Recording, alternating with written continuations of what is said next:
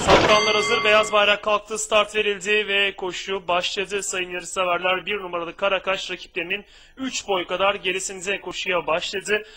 Koşunun liderliğini orta kulvardan gelen 5 numaralı Hero King almaya çalışıyor. Asfrak da bunu başardı. Hemen sağ salıştan 9 numaralı Stop Big Me gelirken bunların içine 10 numaralı Kit Charlemagne atak yaptı. En iç kulvarı tutansa 13 numaralı Beverly Dancer oldu. Şimdi bariyer dibinden gelen 13 numaralı Beverly Dancer Asfrak da koşudaki liderliği aldı.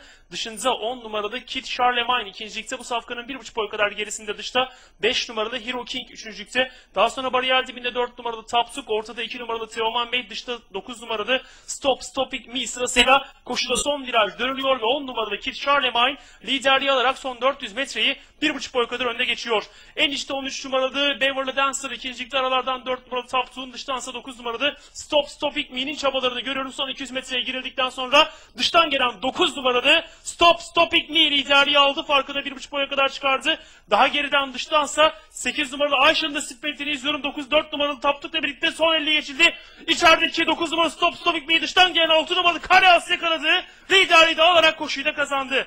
9 numaralı Stop It Me ikinci oldu. Son hatayla 11 numaralı Tuğ amca üçüncü olurken 10 numaralı Kit Charlemagne da koşuyu dördüncü olarak tamamladı. Üçüncü koşuyu 6 numaralı Kareas Emrah Efe ile kazandı.